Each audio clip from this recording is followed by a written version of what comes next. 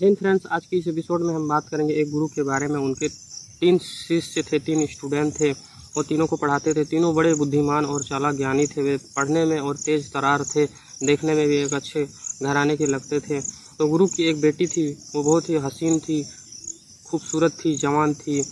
तो ये तीनों गुरु सोच रहे थे कि इन तीनों में से किसी एक के साथ शादी करा दें अपनी बेटी की। लेकिन शादी किसके साथ कराएं? तीनों बहुत ही होनहार, तेज तरार थे। तो ये गुरु ये डिसाइड ही नहीं कर पा रहे थे कि किनके साथ मेरी बेटी की शादी हो और किनके साथ ना हो।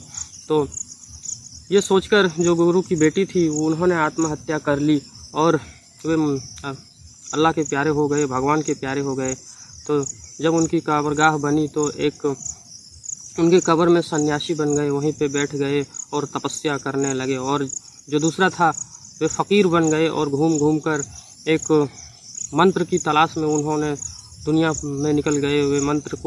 वो मंत्र ये था कि जो मंत्र पढ़े तो फिर वो मुर्दा दोबारा ज़िंदा हो सके। उस मंत्र की तलाश में दूसरा फ़कीर बन गया। और तीसरा शिष्य थे, वे उनके ऊपर लेप लगाने लगे ताकि जो मुर्दा हो वो ख़राब ना हो, वो हमेशा अच्छी रहे। तो वे हमेशा उनके लेप लगाते और वहीं पे वो रोज़ उनको लेप लगाते। और जब बीत गए तो फ़कीर जो बन के निकला था वे घूम रहे थे और वे मंत्र की तलाश में खोज रहे थे कि कहाँ ये मंत्र मिल जाए। तो एक ऋषि मुनि के पास वे पहुँचे और उनकी सेवा करने लगे। सेवा करते करते उन्होंने, जो ऋषि मुनि थे वो काफ़ी साल रहने के बाद, ऋषि मुनि के पास वो रहने के बाद वो मंत्र ऋषि मुनि ने उन्हें सिखा दिए और वे तुरंत वहाँ से भागा चला आया और उस लड़की को वे जिंदा करने की सोच में तुरंत आ गया। और फिर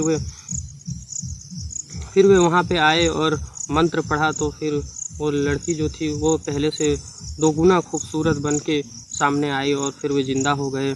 तो अब ये तीनों फिर उनसे शादी करना चाहते थे। तो ये डिसाइड ही कर पाना बहुत ही मुश्किल हो रहा था कि किसके साथ शादी किया जाए और किसके साथ नहीं किया जाए।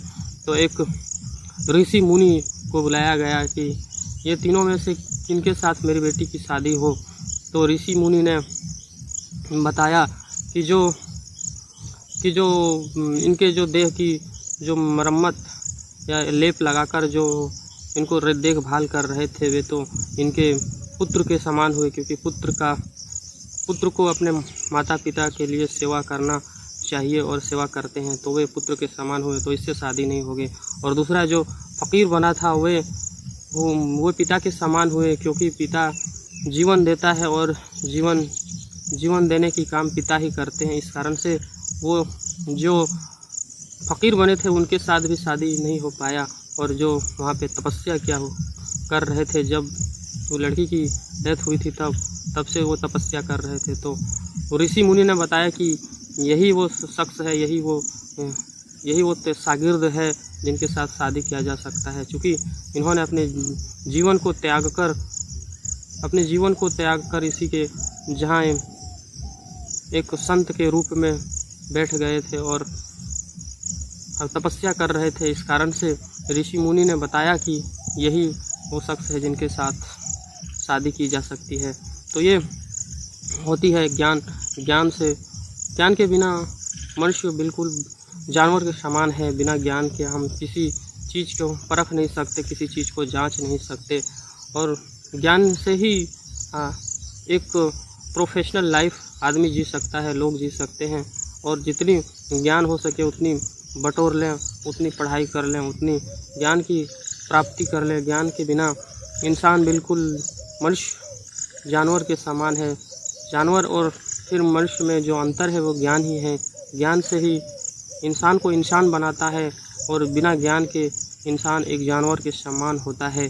तो समाज में, देश में चाहिए कि पूरी से पूरी जो भी लोग हैं उनको ज्ञान मिले और जितने भी स्टूडेंट हैं उनको अच्छी ज्ञान मिले, एक अच्छी बेहतर शिक्षा मिले, और ताकि हम दुनिया के बारे में सोच और परख सकें, उनकी अच्छाई और बुराई के बारे में जान सकें। बिना ज्ञान के हम नहीं परख सकते हैं, नहीं जान सकते हैं, एक ऑफिशियल लाइफ नहीं जी सकते हैं।